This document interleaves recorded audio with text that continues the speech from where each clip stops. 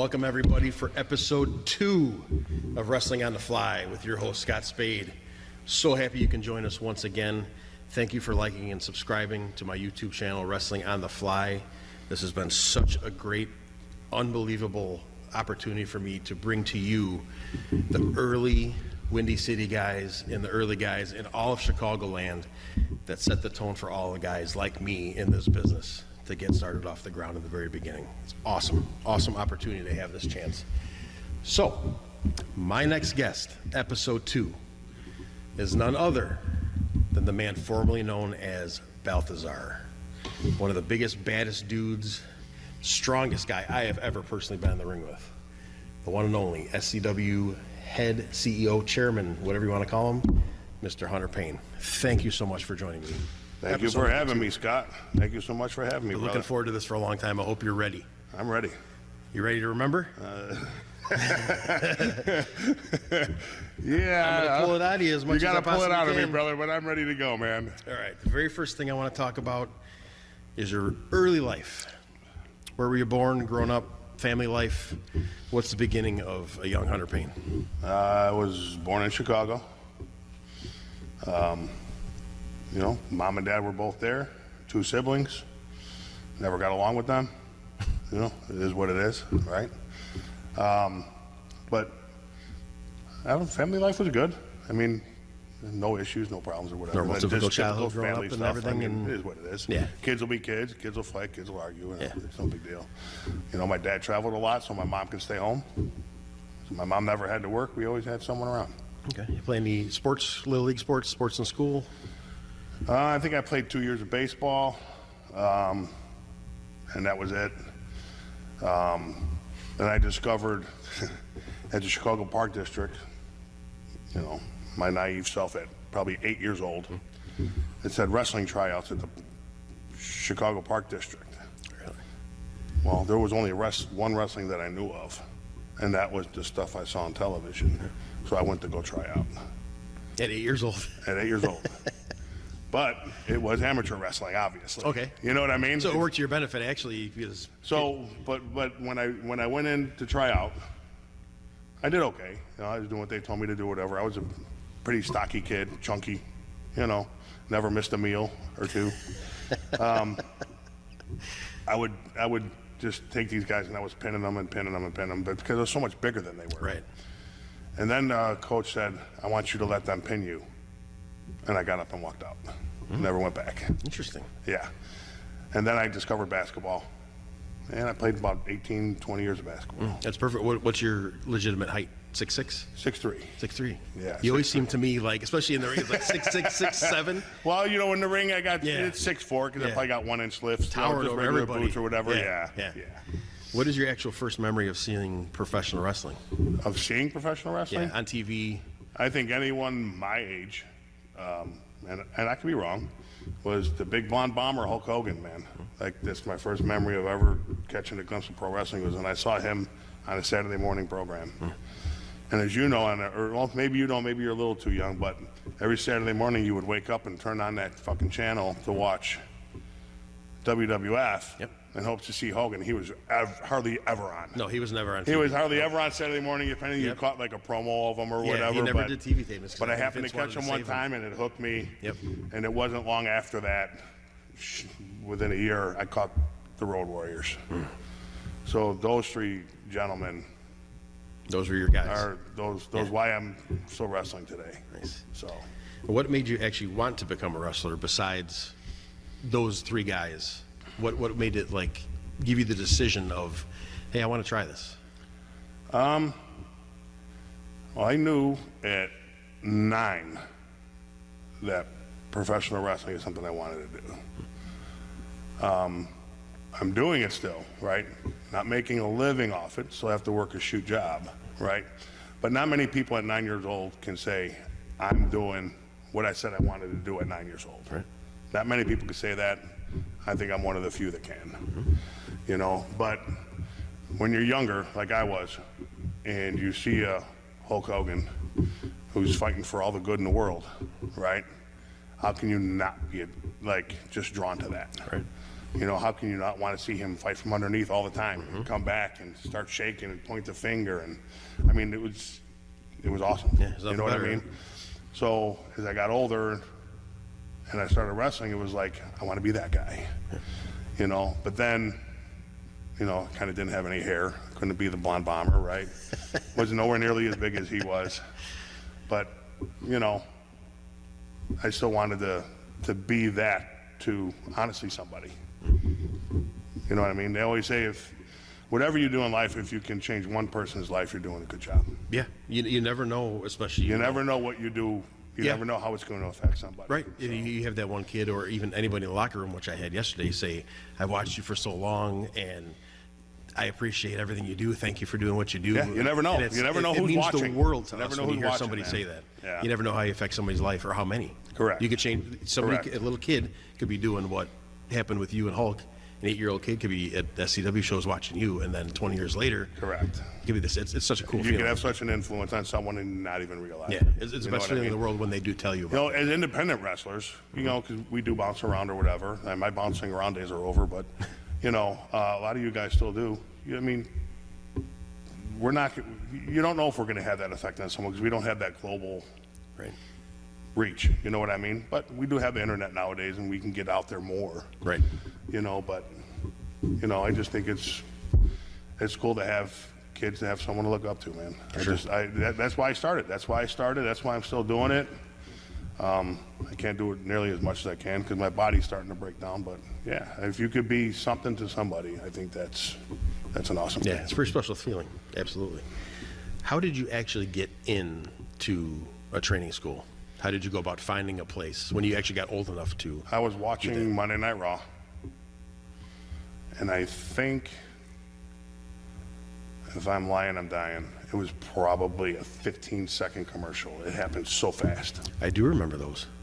It was a Windy City Pro Wrestling. Yeah, I do remember those. So I'm watching, and this thing popped up, and I went to grab a pen and went to write it, and the commercial was over. Yes. I was like, son of a bitch. So for weeks on end, I sat there with a fucking pen in my hand with paper like, this commercial's going to pop up. This commercial's going to pop up. And it popped up, and it was a 773 number. I'm like, fuck, that's local. Oh, Like, yeah, right, yeah. You know what I mean? Like, it's somewhere in the Chicagoland, you Yeah, know? so you didn't have to go state. Correct. I wide didn't across have to go travel. across states to train, Yep. you know? So I wrote it down and, you know, called it, and the rest is history. And that was the Windy City School? That was Windy City, yes. Where was the school actually located?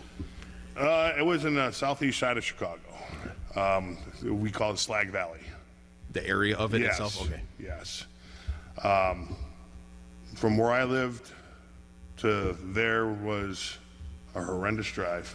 Traffic, I would assume, would be. Not only traffic, sometimes I didn't think I was going to come out alive. Oh, yeah. Truly, I mean, it was areas I had to drive through to get there. But I never missed a training session, never missed a practice, never anything, man. This was a building that had the full ring, a gym to work out in, Yep. plus offices, and did they have tanning beds? Did I hear that before? Did they have a tanning, or is that maybe later? Not at that time, right? But I think as time went on, he ended up getting a tanning bed in one of the other training centers. Okay, we but had. Sam wanted everything there. Yes. So you could do everything there. So Correct. I guess you'd say no excuses. Correct. To have it, so he could watch you and make sure you did what he wanted you to do. Right. Well, right. what was your very first impression on meeting the one Sam DeCero? I've heard intimidating from a lot of people. Yeah, but again, I was definitely not intimidated. I thought he was a good guy.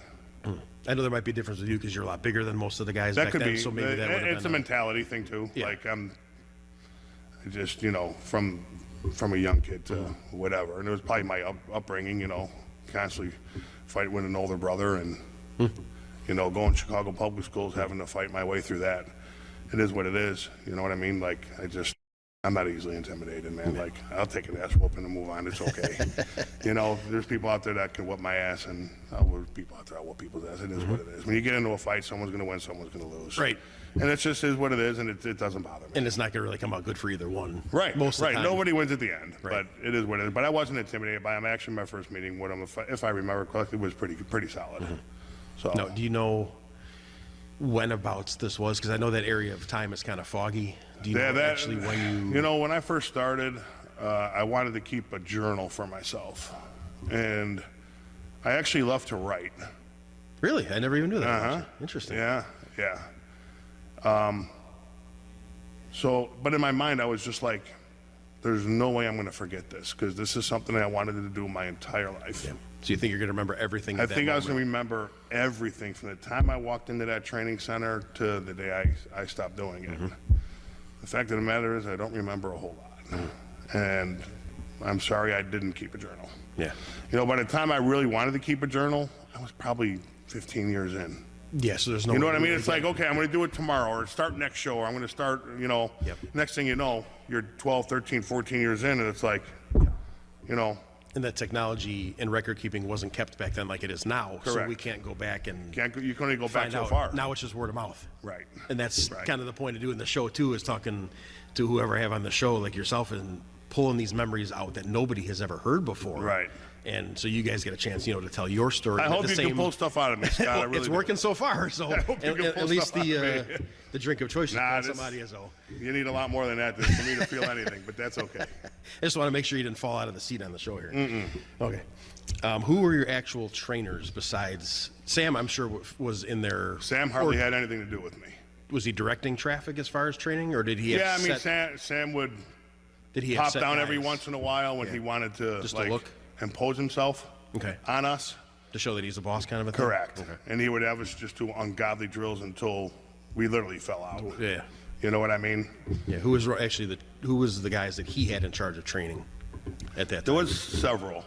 Are we talking like 95, by the way? 94, 95. Late 94, early 95, okay. Brett Sanders early on worked with me. I worked for about a week or two with Christopher Daniels before he took off to California. Okay. I worked with Terry Allen a little bit. Worked with Steve Boz and Mike Anthony were the guys that were probably there the most. Yeah, they seem like they're one of the earliest homegrown guys. Correct. Yeah.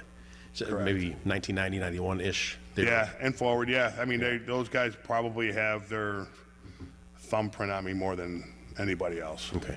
I know Terry's first match was in, I think, December of 95. And do you remember if you were there before him or he was there before you? He was there before me. I remember walking in and seeing this kid that weighed about 135 pounds, and he'll deny that. And he did say he was small, though. 135 pounds, I think, at the time was generous, right? He was working a training match, and he hopped up on the ropes, and he was in there with another small guy. I'm like, man, I'm just going to steamroll through these guys. But, you know, once you start learning, you're like, okay, maybe I'm not steamrolling through these guys. Like, I can't do half the things they could do simply because of my size. Right. You know what I mean? And look at him now. He's one of the most absolute intense people you could ever be in the ring with. He was always that way, though. Yeah. I mean, regardless of his character or whatever gimmick he was doing, he was always that intense. And I've always said, I've wrestled big guys, small guys, short guys, fat guys, it doesn't matter. Terry has the biggest Napoleon complex of any guy I've ever met. And that's okay. That's what makes him who he is, right? Yeah. That's why we love Terry. So he's probably pound for pound one of the toughest. For sure. Take it to you, nose in your face guys you could ever be in the ring with. He's one of the sweetest guys, too. We liked working each other back in the day because I was probably one of the few guys that gave it right back to him. He was like, okay, this is good. He loves it snug, and you like it snug, too. Yeah, it's the only way I have it. It's the only way I prefer it, man. Like, keeps it real. Yes. Yep. Yes. Someone my size, man, if you want me to sell it, I got to feel that shit, you know? What was actually the training itself like? Drills? The training was rough, dude. I ain't going to lie. They trained like they wanted you to quit. And for real. I appreciate that. I wish it was like that today. It can't be, though. To a point. Yeah, no. I wish I can train that way today. You know how many people I'd be training? None. I take that back. I think Benny Vargas and James Creed would probably be the only guys that would probably stick that old school training out. I honestly think today's kids, no way can handle the training we went through. They want the easy way in. Yeah, I mean, it was almost like a hazing. Yeah, I can see to a point, which I was never big on. You know what I mean? So, but yeah, I mean, once they got your money, I swear they just wanted your money and they wanted you to quit. Because he had his guys, you know what I mean? Mm-hmm. So he had his policemen, I guess you can kind of say of. Yeah. Yeah. But I mean, he even had his guys that he was running shows with. He had his champions. He had a lot of guys that he can count on, fall back on.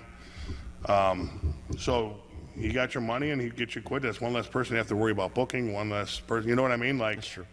it just is what it is. Yeah. I have no inkling that that's a fact, but that's for sure how I felt. You know, I remember one training session in particular. We were working, it was at the end of the night. Sam actually came down from the office and he's like, all right, we're going to work at 8-man. Okay. It was 6-man or 8-man, I can't remember. But I was the only rookie there. I was the only rookie there for, I think, 7 months. So I got my ass kicked for 7 fucking straight months. Yeah, by yourself. By myself. Nobody else.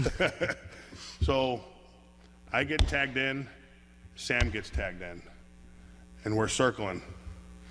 And we go to lock up, he kicks me right in the fucking balls. What? Purposely. Yeah. So I go down, and he grabs me, and he puts my head between his legs, and he's holding me there, and he's got like a double underhook on me, right? Oh, okay, yeah. He calls all the other guys in the ring to start chopping me in the back. It felt like 1,000 chops, I ain't gonna lie.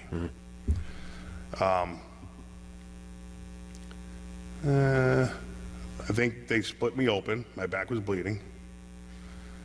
And I knew at that point, I felt like that was a test. And I just stood up and said, that's all you pussies got? And Sam was like, all right, I guess he wants to be here.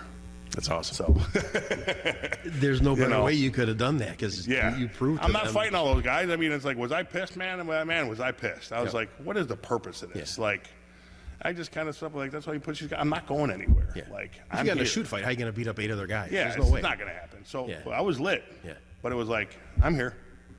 You're stuck with me. I'm not going anywhere. You know? That's your take a stand, your proving moment right there. Correct. Yeah. Correct. It is what it is. Yeah. You know, I mean, it's one of the few moments I remember. You know, probably one of the worst. Yeah. Probably ones that pissed me off more than anything. It probably gave you the drive and the motivation. To do better. In some point You know, to prove them wrong. To prove that kind of I'm thing. here no matter what you do to me. Yep. I'm not going anywhere. That even though that it's a bad circumstance, it made you feel good in a way. I guess that you could probably take that. Like, yeah, And if, this is the show worst, them- if that's the worst you're going to do to me, Yeah. Yeah. Eh. I'm good. we'll move on. I'm okay with it. All right, this was the one I've asked you multiple times over the last couple of years. Do you remember when, or more so, who your very first match was Couldn't with? tell you. I really don't know. So sometime probably in 1995, end of 1995. Yeah, I know. I for sure know it's not my first match, but my first handful of matches, I was in there with Hawkeye, Smith, and Frank the Tank. Okay. I fucked up everything they called. But they didn't take it out on me. They didn't take liberties on me. They knew I was green as shit. Frank is a sweeat heart of a guy. Yeah, I I've mean- never got to meet Hawkeye, but Frank is a sweet guy. I thought for sure Hawkeye was going to smash me, but he calmed me down, got me through it. As you should do as a Correct. veteran. You keep Correct. the guys calm, and as long as they don't do nothing stupid. Right, I guess you right. could say. No, I did nothing to hurt him. I just I just wasn't picking up what he was laying Yeah, down. well, you don't know. So, But, I mean, yeah. we're in that young. We don't know what's going on. Correct. But it was great learning being in there with those guys working that way. Yeah. You know what I mean? So What was your first gimmick name that you went by, or was given to you? I should say as right they did. back then, it was most gimmicks were given to you by Sam. I was Corporal Jeff Jacobs, if I'm not mistaken. Really, I've never heard of that before. Yeah. Did you have full fatigue? Yep. No, Fatigues. like- We had shirts. We had team shirts made the whole time. You had a partner too, or were Oh, you yeah. part of a group? Yeah, it was a group. Yeah, it was had Lee Sanders, God rest his soul, and the guy's name was Bobby, and I can't remember his last name, but yeah, there was 3 of us, and that was a good gimmick that he used for young guys coming up. It's a lot easier for them to be baby faces. A lot of you guys that come in and they're young. Yes. You know, they're not scarred up. They're not, Yeah. I hit ugly branch on the way down from the tree. You know what I'm saying? I was always told I had the perfect face for fucking radio, Scott. And here we are. Sorry, we got cameras. We got to see your pretty face. So maybe someone can blur this out, right? Put the smiley face emoji on there the whole time. Or they got Photoshop. Can you make it look a little better, Nick? Make it look a little better. Yeah, so. I can see. Oh, here's a strange question. Did you have hair when you started? If you want to call it that. I mean, you weren't bald, totally bald. I wasn't you didn't totally shave it bald off when yet. I started, but I probably should have been. Does a picture exist of you back then? Because if so, there's pictures out there of me with hair. Yes. I have to find it. I have to see there it. Is. I had the worst widow pick you ever seen. Widow's peak you've ever seen. It was just god awful. But what sealed the deal for me was to shave my head was like, you see your widow's peak hair and it's like, okay, man, I'm losing this shit horribly.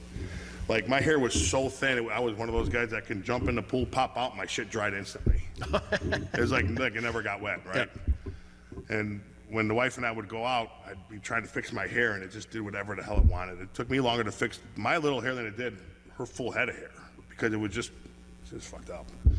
So we got married and there was a lot of pictures taken from the back. We were getting married and man, I had a bald spot in the back of my head the size of that plate on that belt. Like the circle oh my on top? God, it was enormous. Unfortunately, you can't see the back of your head. That's true. I told my wife, I said, why the hell wouldn't you tell me I have that big of a bald? I have an island in the back of my head. So needless to say, the day we got those pictures back, here went. Shaved right over it? Gone.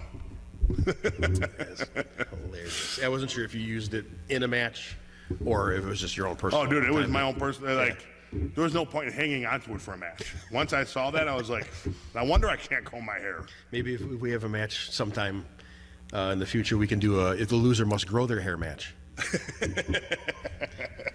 As a penalty if the other person look ridiculous again like we used to. Talk about a punishment. Good God. I know. Or shave the beard off. I could never do that. That would be the worst. There's no way I could ever do one of those. We're going to fast forward a little.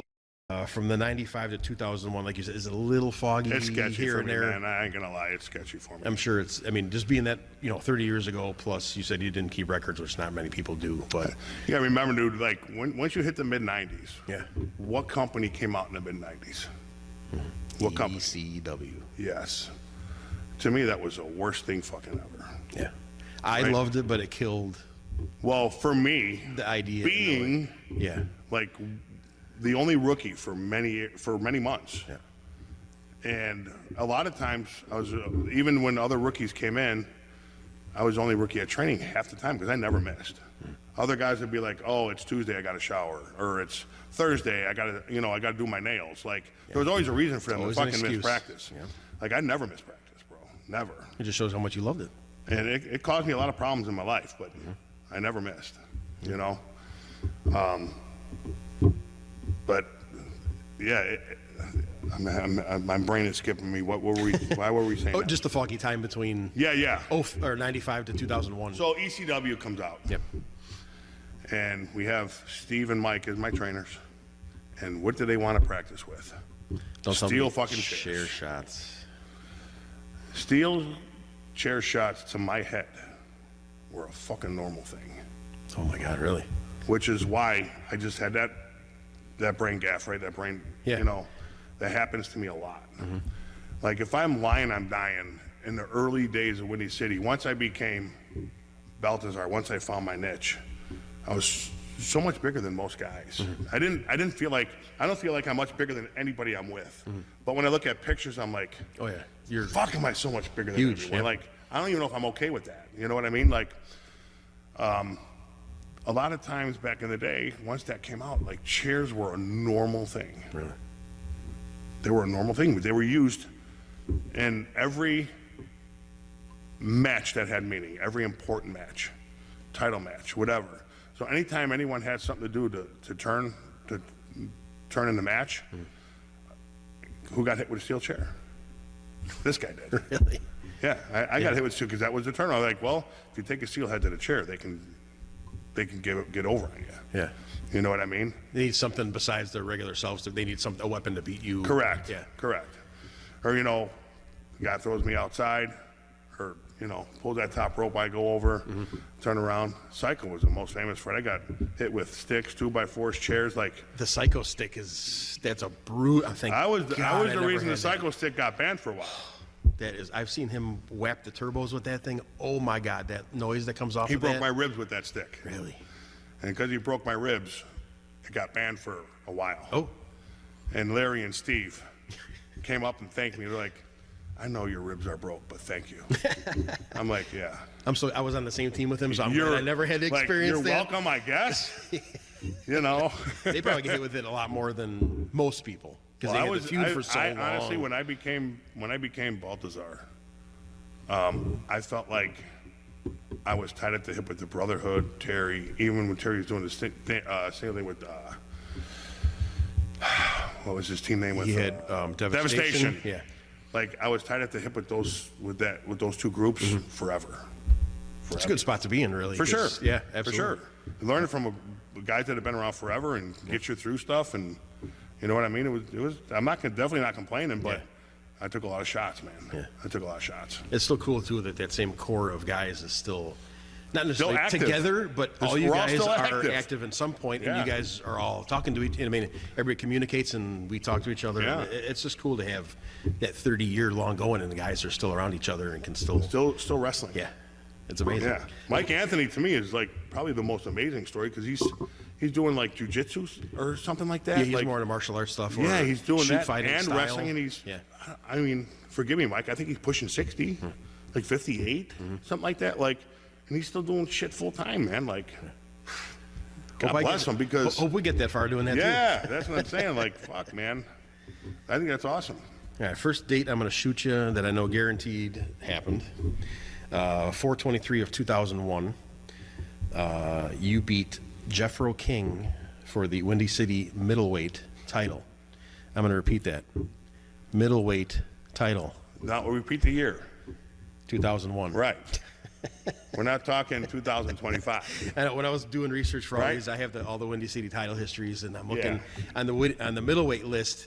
You have yourself, you have Ivan Manson, you have Ripper Manson. I'm like, this is a little strange, I mean, everybody's smaller, of course, in their early days, Yeah, but yeah. it's funny to me that those names are But, on that list. do you remember holding again, that belt or winning I do that remember. belt? Yeah. I do remember. And here's the reason I remember. I won the middleweight. I was ecstatic. But I knew goddamn well I wasn't the middleweight. I was 240 pounds when I won that.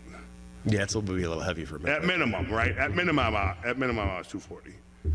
And we come out one show, and there's this heckler. I think he was the heckler. Oh, the same guy that would be like Yes, every the show. same guy we were talking about earlier, right? Okay. Like, he was the heckler. He was at every show. I think he came over from AWA days. Oh, AWA closed on. He came over here. He always had his signs, and I'm walking my way around the ring, and he looks up at me like this, like his neck is like, and he pokes me in the fucking chest. He's like, "Motherfucker, you ain't no goddamn middleweight." I'm like, I looked at him. I said, "This belt says I'm a fucking middleweight," and I walked away from him. I think it was a show or two later. I was no longer a middleweight. Well, it's a little bit longer than that. 9/15 of 2001, so 5 months. Okay. So that could have been before that. It wasn't right when I won it when Yeah. that happened. It was very shortly after that guy said that I was And no you dropped longer. Do you remember who you lost the middleweight title to? Was it Valak? No. You just mentioned him. Jeffro? Did I lose it back to Jeffro? No. The ageless Mike Anthony. Oh, did I really? Yes. Okay. Any recollection of I any don't. feuds or matches with him? I think I've only wrestled him. Mike could probably remember better than me. 2 or 3 times in my whole time. That's it, really? That's it. Yeah. I'm surprised he didn't have a lot of, Yeah. even early like TV tapings or something. If he was, the Yeah. Even if I was in, nowadays enhancement talent or whatever. No, Right. we never really crossed paths that much.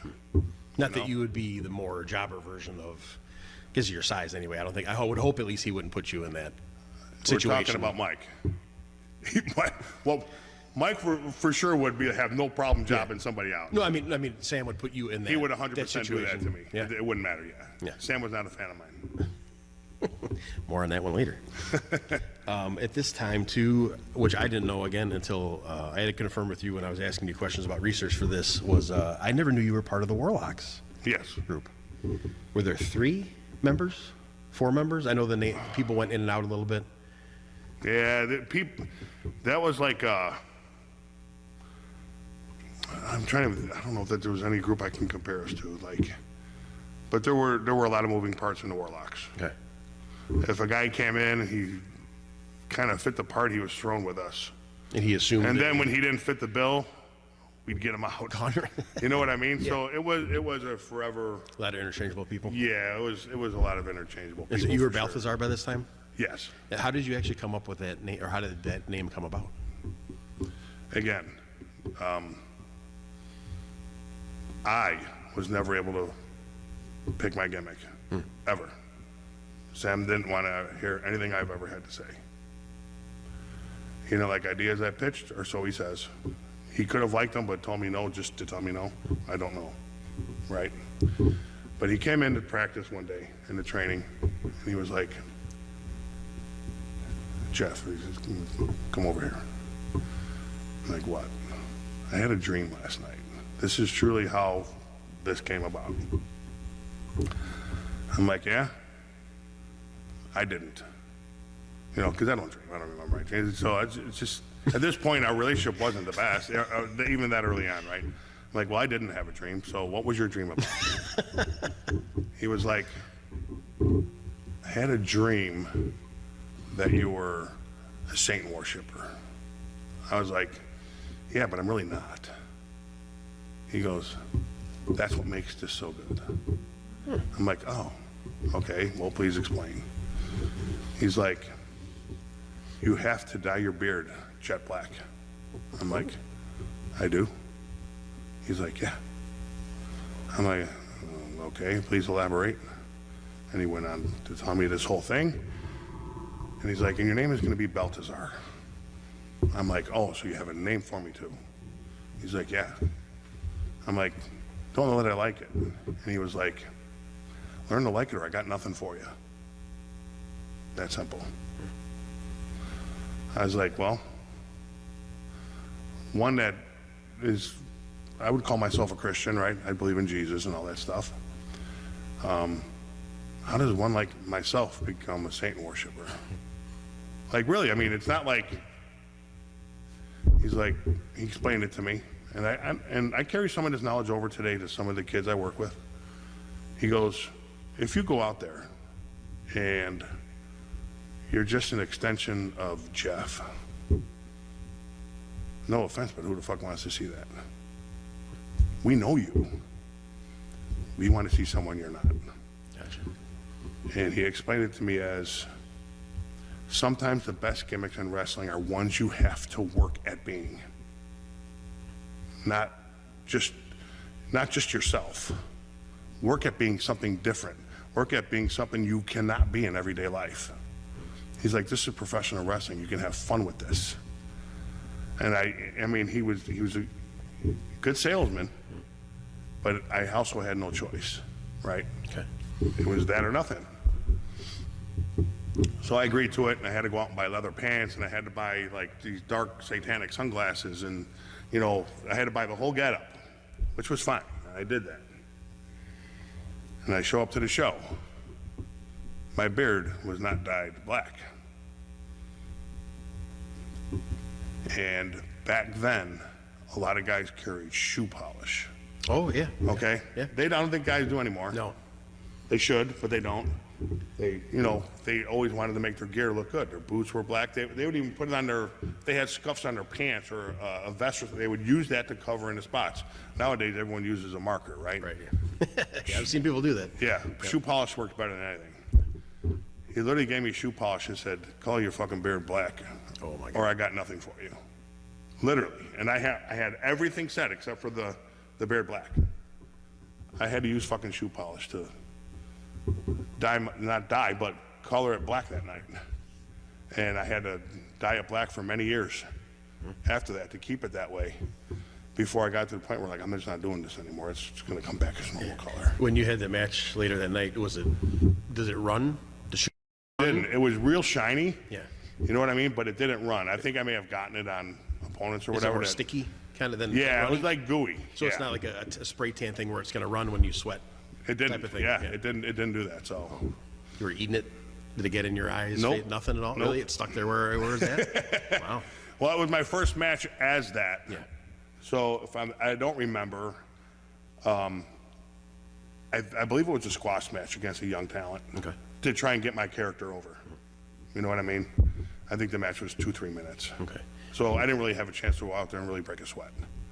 So, Probably helped. and I'm okay with that. Yeah. I'm okay with that because I wouldn't want to eat it. I wouldn't want it in my fucking teeth. Yeah. You know what I mean? So, So, do you think he came up with that Balthazar name as to fit you into the Warlock gimmick, or were you that name No. before? Did they like correlate with each other? Did they? no, Okay, it so just there was no. that just happened over time. Okay, so there was no set thing about Correct. you having that name going with it's it's the evil dark name with Correct. the theme of the Warlocks, but there's no correlation between the two.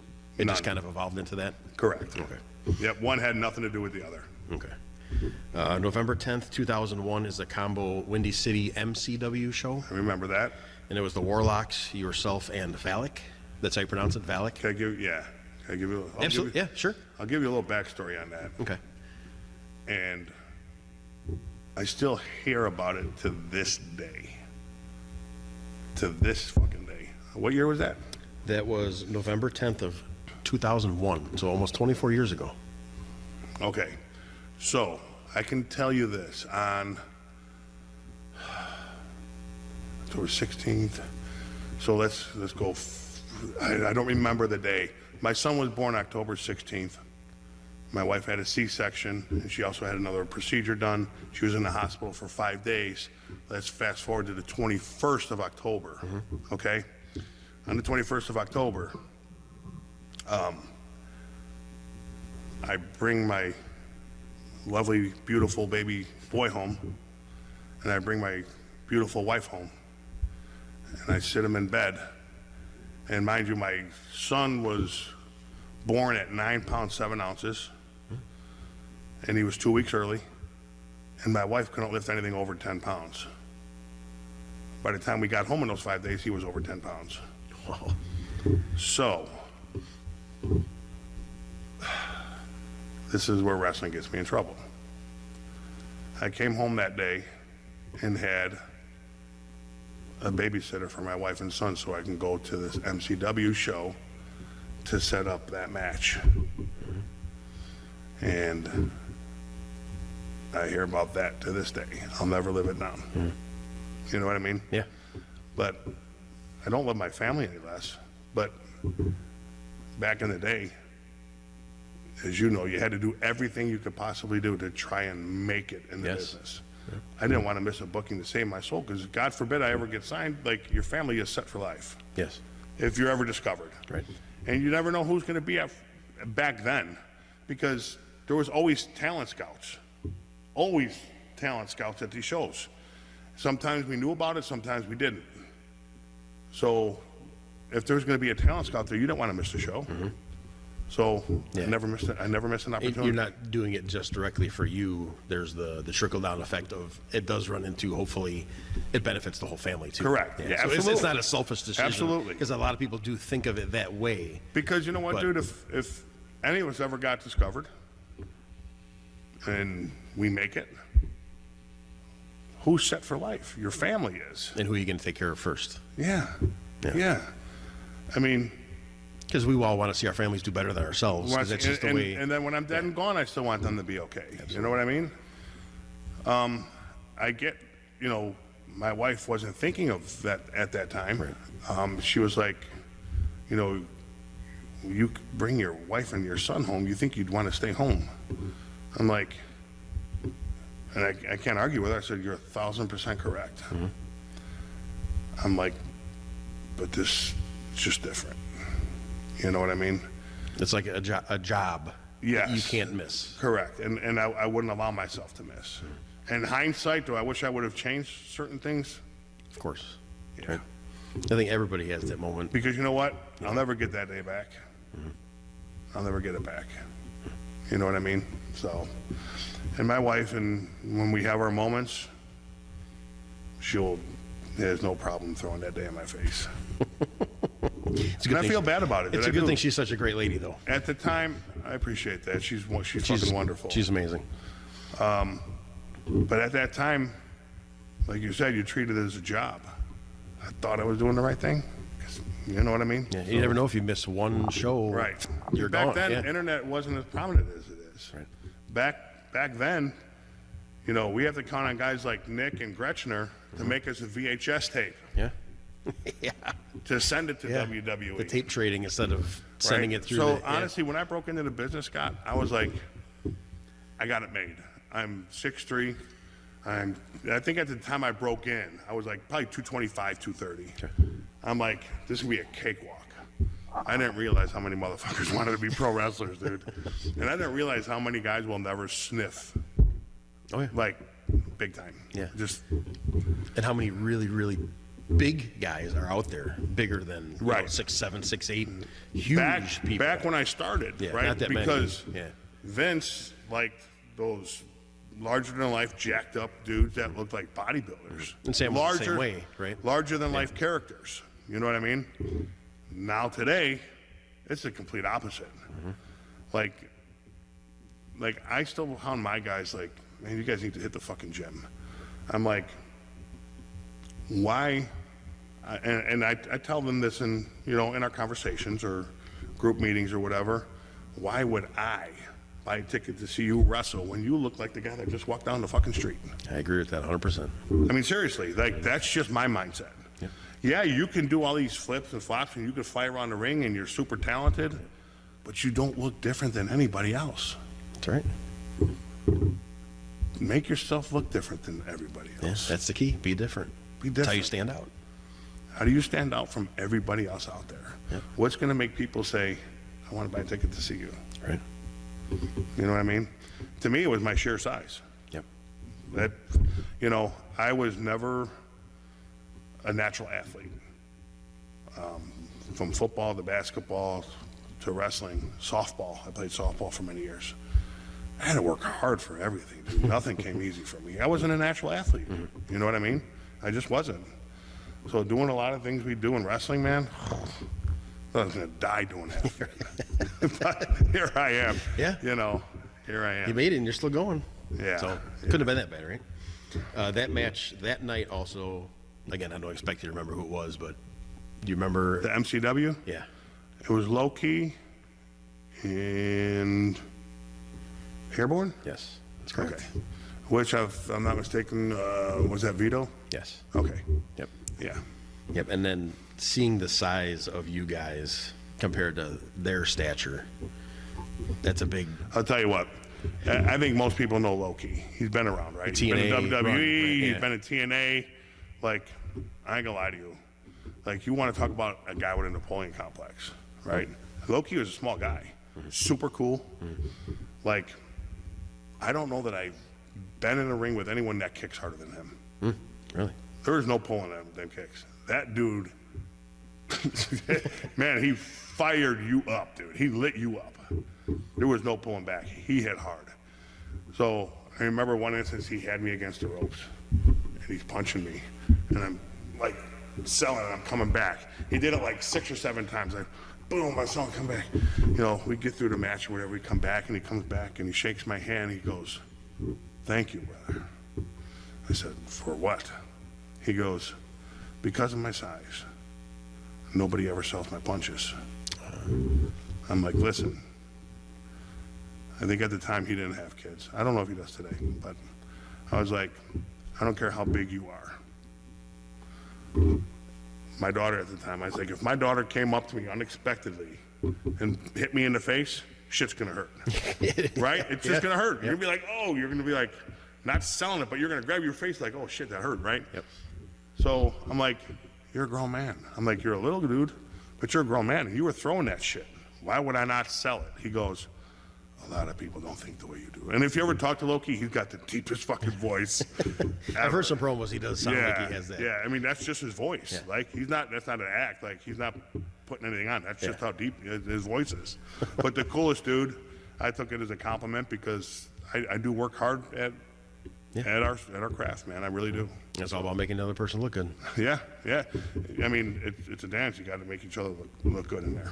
You know, you know, if you and I are working, I can't make you look good, and you make me look like shit. It doesn't work that way. Right. If one of us looks like shit, the whole match The is whole shit. thing. Yep. That is absolutely true. Words of wisdom. That's right. February 24th, 2002, you wrestle our old buddy Terry Allen Okay. and win your very first league title.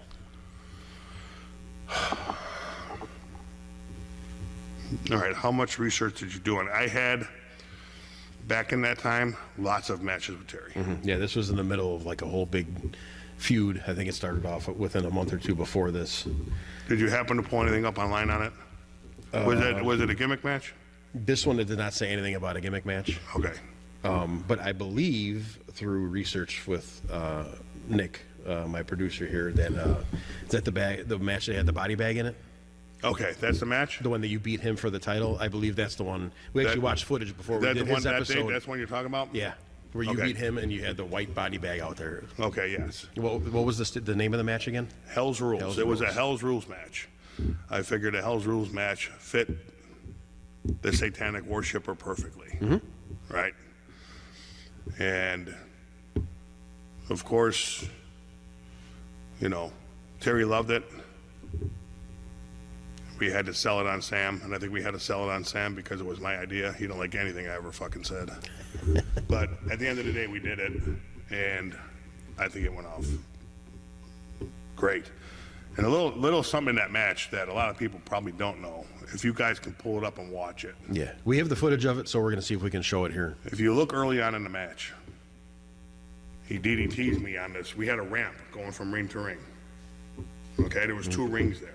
Oh, and okay. And there was a steel ramp going both ways. Were these regular shows or is that the Battle of the Belts show? It may have been a battle of belts. Okay, because maybe the second one. Okay, if that was February, That was in, yes, and then he got it back from you in March, and then you won it back from him that next, I'm sorry, May. So you okay, won it- so May was the body bag match. So that was the was the big body bag one. Okay, match. yeah. So you first beat him in February, he wins it back in March, and then you beat him at the Battle of the Belts 14. So during that time, that stretch, Yep. we had at a car dealership. It was a whole weekend. I think it was like Friday, Saturday, Sunday, or Saturday, Sunday. I can't remember the exact day, but we even went through on Sunday because this car dealership just wanted traffic coming through his dealership. You know what I mean? And I actually cut his fucking hair at one of those shows. Cut Terry's hair? Yeah, but if you remember, he had long, yeah. he had long like hair. Boz back had then. really long, like halfway Yeah. down his back, he had the same thing, probably. Yeah. I got the scissors, I got the shears and cut that shit, man. He was nervous as shit. He was like, don't cut too much off, don't cut too much off. But I did, I should have been a barber after that. But. So then, yeah, so I don't remember the first match, I'm sorry. I mean, again, the matches kind of run together. Terry probably remember him better than I do. Yeah. But going into the Battle of the Belts, that was Yeah, the... it must have been the that, big that one was then. the body bag match. Okay. That was the Hell's Rules match. And Yep. if you look at that one, there's a ramp going from ring to ring, and we had a spot on the ramp. Okay. And he DDTs me on the ramp. He DDTs me on the ramp. And gashed my head. You can see the nice scar right up here. Yeah, you see it? It went all the way to my skull. All the way to my skull. Holy shit. Fucking blood everywhere. From that point to the end of the match, I don't remember a second of it. He did mention that in our episode with him. He said you got knocked out or something happened and you didn't remember anything of that Yeah. match. Dude, I was on autopilot. Yeah, yeah. Like that really happened in the beginning of the match. Like I was there, but I wasn't. Like I could watch that match back and not remember none. It's amazing the instincts you have, whether you're there or not, Yeah. to keep it Well, going. I mean, and all honesty, kudos to Terry. He got me through it. True. Right? Yeah. Like, if he's not getting me through it, that shit don't happen. He did mention a story that it kind of snapped you out of it. You were outside by the guardrail and he did this moonsault and he hit you, and it was like the cartoon where they hit the wall and then they slide down. Like you didn't move, and he slid down like that, and all of a sudden you like kind of woke up See, I don't remember, a man. little bit, Yeah. versus being like a total zombie. I probably but- felt like it to him because Yeah. maybe I was more. yeah, he seemed like he kind of got back Yeah. into it a little bit. Yeah, but I don't remember that. Honestly. Nothing the whole rest of the. I don't remember that whole match. I remember up to the DDT. I don't remember anything after. That was it. And I could just watch it, and I could see instances where it was like, oh, fuck. Oh, God, I could have killed him there. But Terry was like, dude, you were just, thank God you were as strong as you were, and you were just aware, like, you just kind of knew, you know what I mean? Right. Like, Yeah, we definitely have the footage, so we'll definitely get you to see that too. 3/15/2003, we just talked about the man earlier, is the 3rd annual Lee Sanders Memorial Tournament. And you are the winner of that tournament. okay, that's the one I won. That's also one of my 8 broken noses. 8 broken noses. 8 broken noses in 30 years, yeah. Oof. Yeah, they're not fun. And I decided to have, just go off track a little bit. After the 7th broken nose, I decided to have surgery to fix it because I couldn't breathe. Oh, to clear everything up and kind of make it. Yeah, well, my bone was literally pushed all the way over. I had no airway coming through the left side of my Oh, nose. yeah. So I had the corrective surgery. Fucking Terry. Always comes back to Terry, doesn't It it? always comes back to Terry. I think it was 6 months or less after surgery, he broke it again. Did he? Yeah.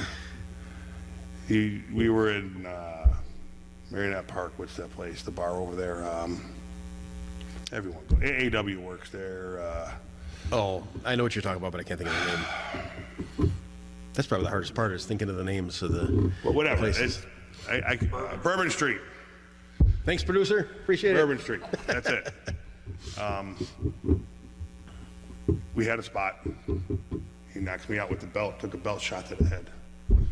And there's no fluff in a belt shot to the head. Oh, no. Especially when it involves Terry. But whatever. Boom, I'm down. I'm on a dead cell. Because I think it was building. It was building to our match. And I'm laying there, eyes closed. He's a baby face, he's over big. Out of nowhere, I feel this immense pressure on my face. He took the belt, holds it here, and just decides to drop it Like an elbow drop with the belt? on my face, yes. Had no idea it was coming because I'm on dead side. I'm like, eyes closed the whole time. Yeah, you can't prepare for something like that. And we get to the back and my nose is over here. I'm like, why did you do that? He was like, I just felt we needed something more. I just felt it. I'm like, yeah, thanks. I feel it too. I feel it too. Bourbon Street has a good history for Terry and I. You know, I think it was the next show, or God, bro, it could have been that event. Terry could probably clarify. But it wasn't long after that. I fucking picked him up and threw him through the wall. Really? Oh yeah. Needless to say, after that show, we were never allowed back there. That's a great way to get out of building, throw somebody Yeah. through a wall. Because I was pissed, bro. Like, I just had my nose fixed. I still haven't had it refixed to this day. I'm not fixing it until I'm done wrestling. Since that last one, it's been the same way ever since. Yeah. Yep. I get bloody noses today on the regular because of that. Just being dry. If I or sneeze just- hard, yeah. boom, blood. Really? Yeah. 5/17 of 2003, you lose the league title to Robbie Dauber.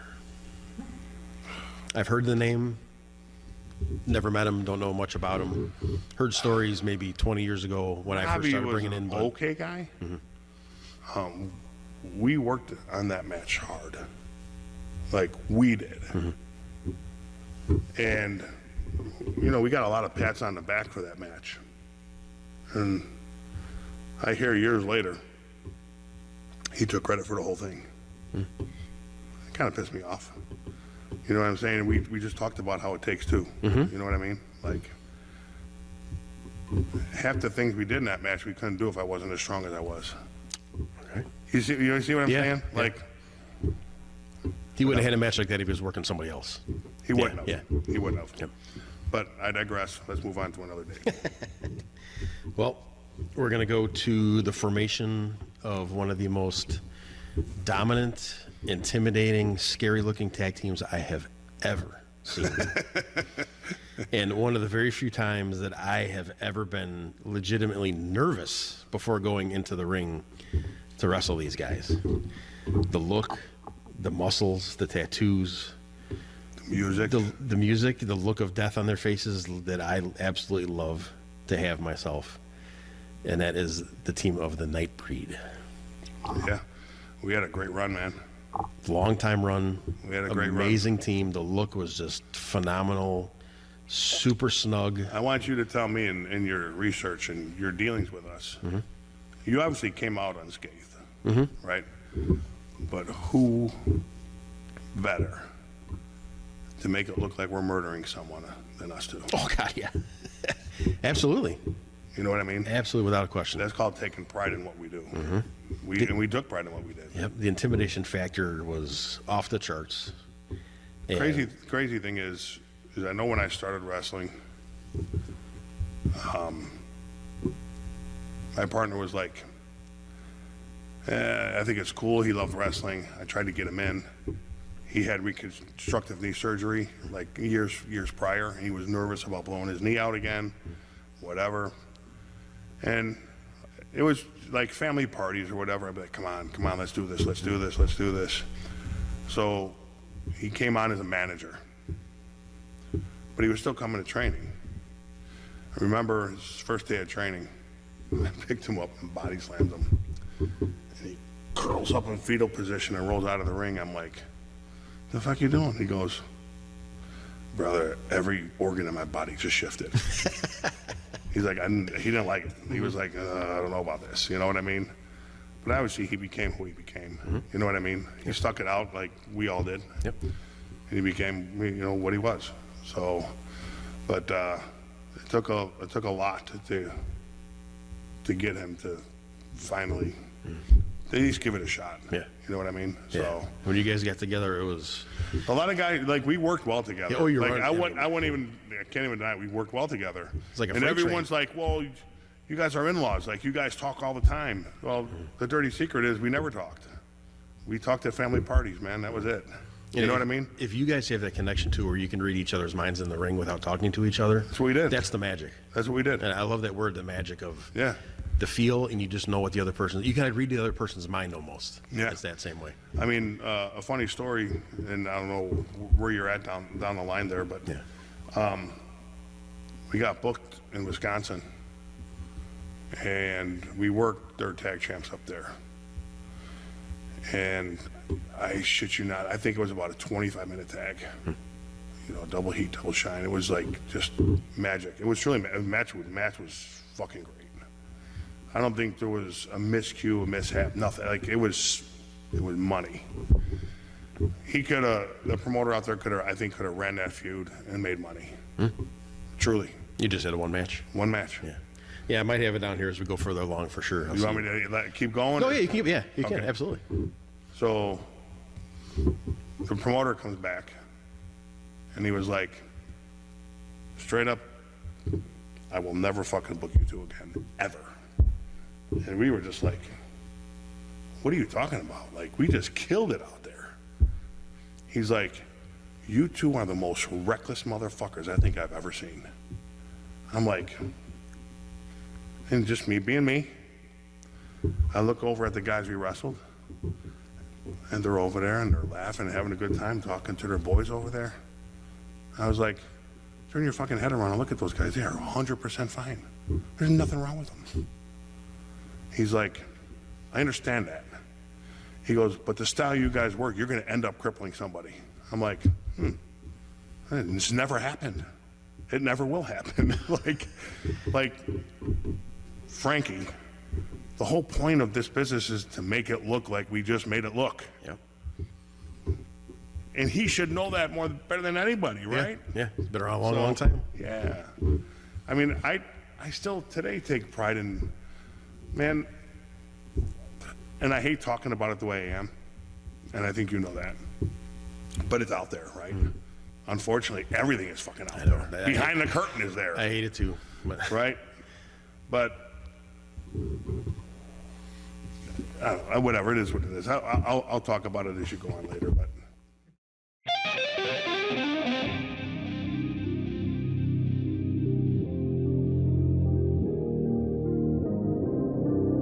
Out with him, it was a thing, right? Like, he'd sell dozens of these things at every show. Everyone's walking around choking their fucking chicken. Like, we were in our mid-30s, which was in our prime, truly. But we were considered the old guys, so they tried to literally force us out. Really? Yeah. That day, I took 7 fucking consecutive chair shots to the head, 7 bumps on the concrete.